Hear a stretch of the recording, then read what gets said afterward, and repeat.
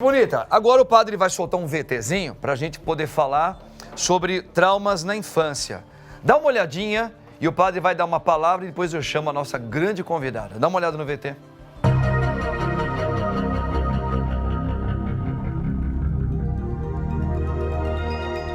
Você já deve ter ouvido falar que a infância é uma fase com uma grande influência na vida adulta. Isso pode ser explicado porque as experiências vivenciadas quando somos pequenos permanecem marcadas para sempre na nossa mente, inclusive aquelas que não foram prazerosas e podem ser responsáveis pelos nossos traumas. Eles afetam o desenvolvimento de nossos cérebros, influenciando em nosso senso de amor próprio, autoestima, segurança, confiança e quanto mais cedo forem vivenciados, mais profundas serão as feridas e o impacto em nossa personalidade. De acordo com o Fundo Nacional das Nações Unidas para a Infância, o abuso sexual, a violência em casa e o trabalho infantil são, infelizmente, uma realidade comum na vida de milhões de crianças. Esses são alguns problemas causadores de danos emocionais. Em consequência disso, o trauma pode se manifestar na personalidade e no comportamento de quem o sofreu, o que gera impactos negativos na saúde mental. O assunto bem importante, não é? Então fique ligado no Papo Reto. Muito bem, minha gente, o assunto é muito importante. E antes de eu chamar a minha querida psicóloga Adriana Severini, que ela já está aí, mas eu queria só dizer como sacerdote da nossa igreja a palavra. É o seguinte, ó. Eu vou fazer até depois essa pergunta para ela. É uma herança, a gente acaba muitas vezes tendo o perigo de herdar. Como a gente herda o jeito do pai, da mãe, o cabelo, a cor dos olhos, alguma coisa, nós também podemos herdar algum trauma que isso vai explodir futuramente e pode comprometer a nossa vida. Pela igreja, o que fazer no mundo espiritual? Bom, existem orações em nome de Jesus, só Deus pode entrar no nosso passado, só Deus pode entrar no útero de uma mulher, assim, pela fé, e ali fazer uma oração para que reconstrua espiritualmente a dignidade perdida daquela pessoa. Tá ok? Então, pelo poder da oração tem. Mas eu quero ouvir também sobre a ciência psicológica, quais são os caminhos para a gente tratar esses traumas de infância. Por isso, eu tenho a alegria mais uma vez de ter aqui a minha querida psicóloga Adriana Severini. Boa tarde, Adrianinha. Deus abençoe. Boa tarde, amém, padre. Tudo bom? Tudo bem, graças a Deus. Sempre é uma alegria falar com você, Adriana, junto com a gente. Também. Pois é. Muito feliz porque eu sou convidada. Claro, e você já faz parte dessa casa aqui. Adriana, olha, o assunto hoje, traumas de infância, certamente você trabalha e atende muitas pessoas, mães que levam seus filhos ou o próprio adulto vai e você já vai fazendo toda uma avaliação. Eu fiz uma colocação como padre da igreja que existe um tratamento dentro da espiritualidade, tá? Porque a gente entende que como uma herança, um pai pode e uma mãe passa para o filho, uma herança de gene, de cor de cabelo, pele, etc. Pode também herdar um trauma acontecido, né? Pode herdar. Pode. Os traumas de infância interferem realmente sempre na vida adulta? Sempre não, mas na grande maioria das vezes sim. Depende de como aquela criança elaborou e ela conseguiu passar por aquele trauma. Então, algumas crianças, que é quando elas vão se tornando adultas, elas passam por algum trauma e sozinhas elas conseguem, a gente fala elaborar, ela consegue curar aquela ferida sozinha e ela consegue se desenvolver bem. Então, ela tem uma juventude boa, uma vida adulta, uma velhice boa. Outras não quer dizer que ela seja mais fraca ou ela tem algum problema, ou ela seja diferente. Não, a gente não consegue entender por quê. Outras precisam de ajudas, inclusive na vida adulta. Então isso assim, tem muita coisa ligada com a nossa autoestima. Às vezes a gente tem uma baixa autoestima justamente por problemas que a gente passou e por traumas que a gente vivenciou na infância. E aí, Entendi. às vezes as pessoas perguntam, é tudo culpa do pai e da mãe? Não, não é.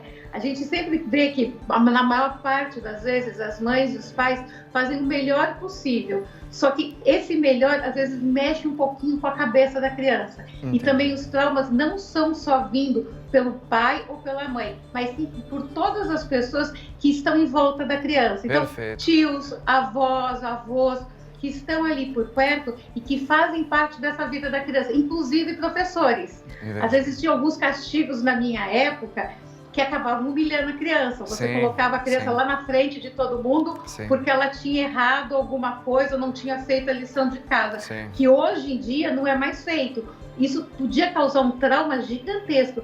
Na época parecia uma coisa super simples. Não, só estou colocando ela de castigo ali atrás da porta porque Sim. ela não trouxe a lição de casa. Verdade. Mas esse destaque que ela tinha em frente à classe era uma super humilhação. Porque depois...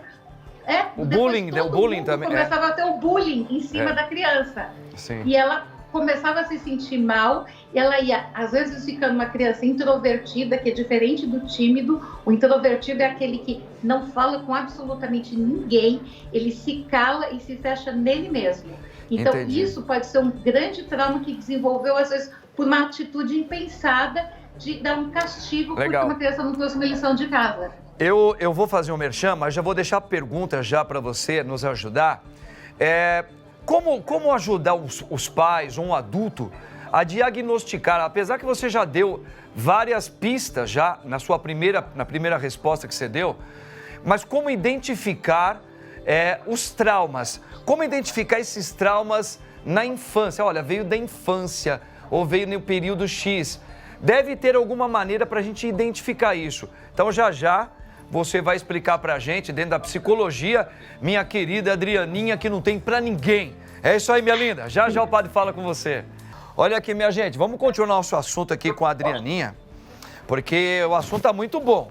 Estamos falando sobre traumas de infância e eu fiz uma pergunta ao sair aqui para a Adriana, nossa querida psicóloga. Adriana, como identificar, tanto para falar isso para os pais ou para um adulto que sente que tem alguma perturbação, como identificar os traumas de infância? Existe um caminho para isso?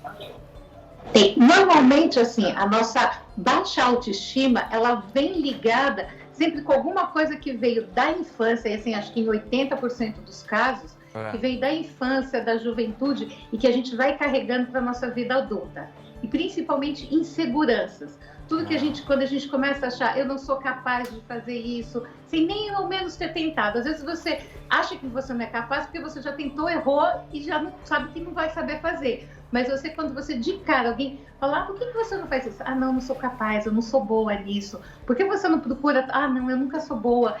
Sabe aquele tipo de pessoa que nunca se sente boa o suficiente para nada? Uhum. Não acha que é uma boa amiga, uma boa esposa, é bom para fazer esse tipo de trabalho, não é boa de casa, bom para trabalhar também não. Então, assim, começa a prestar atenção nisso. E quando a autoestima da pessoa é praticamente inexistente. Então, ela não se sente bonita, ela ou ele não se sente inteligente, nem capaz para fazer nada. Então, são pessoas que começam atividades e não conseguem terminar, porque elas têm medo de não conseguir realizar de uma forma muito boa, ótima, porque elas acreditam que não conseguem, então elas param no meio, ou então às vezes nem realizam, nem começam mais a realizar. Legal. Então, em pessoas mais inseguras e a gente tem uma diferença grande entre o tímido e o introvertido. O tímido é aquele que aos pouquinhos ele vai conhecendo as pessoas e ele consegue interagir. Sim. O introvertido não, é aquele que é sempre quietinho. Agora na época do celular, ele está sempre ali no celular e ele nem tenta reagir, assim, se relacionar com outras pessoas. Perfeito. Agora, existe tratamento dentro da psicologia para você tratar. Tem tratamento contra o trauma para você ter um progresso? Tem sim, existe. A gente vai buscando entender qual foi esse trauma, o que aconteceu, como que foi, vai assim, cavando na cabecinha, no coração da pessoa, entendendo o que foi e fortalecendo a personalidade dela, ajudando ela a desenvolver a personalidade dela e acreditar que ela é capaz de fazer as coisas que ela pode.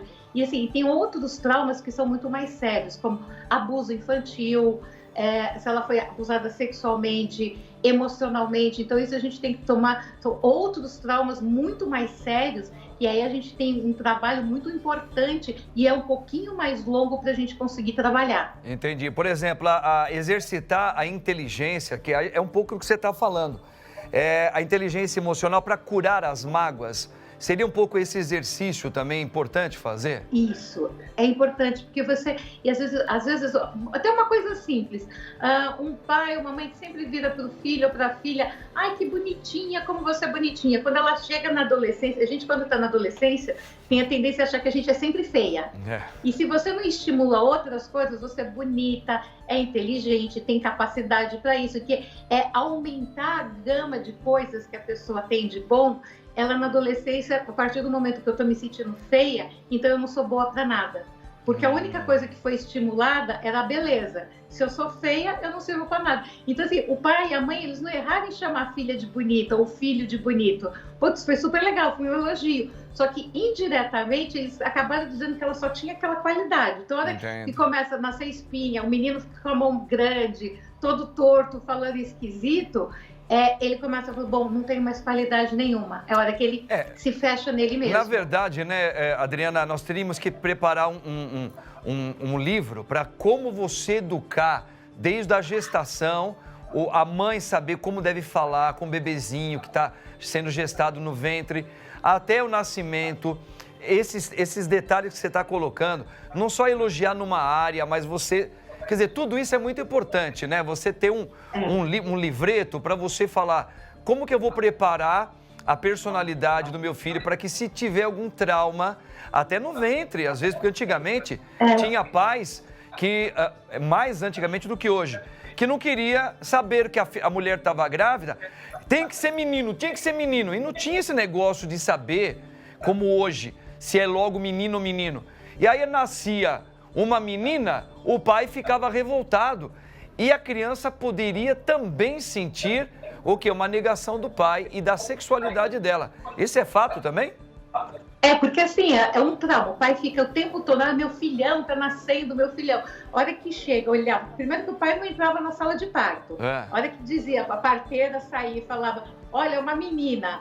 Nossa, a decepção era aquele pai que não queria nem ver a cara da criança. Muitos pais não queriam, porque ele queria um homem. E automaticamente ele já ficava pensando, bom, quando que vai ser a próxima gravidez? Quando que sai da quarentena lá do resguardo para engravidar de novo, porque eu quero um menino. E se calhasse de ser uma menina pela segunda vez, era pior ainda. Meu Deus. Porque daí ele ia relegando, deixando de lado as filhas e sempre esperando um filho homem. Isso era muito, e hoje acontece em muitas culturas ainda. Infelizmente, aqui no Brasil ainda tem muito disso. De que espera que seja um filho homem, vem uma menina, epa, e aí? Não quero. Ele acaba não conseguindo, de primeiro, dar esse amor. Depois ele até se arrepende e consegue amar a filha da mesma forma. Mas nesse primeiro começo, ele não consegue. Por isso que a gente tem que ter realmente a criança sente isso. Por isso a gente tem que ter um manual mesmo para dar para os pais, antes deles quererem preparar para ter uma família com eles, filhos. Trabalhar muito uma psicologia com a cabeça do pai, que é o homem, e da mulher também, para que quando vier, ou venha até com um defeitinho físico, como trabalhar isso, como viver isso, perceber que um filho é diferente do outro, às vezes um é mais agressivo, outro é... Tudo isso é uma gama de informações, porque ser pai e ser mãe não é fácil não, precisa muito ter virtudes. Mas, Adrianinha, não é fácil. Olha aqui, ó, nosso tempo já acabou, infelizmente.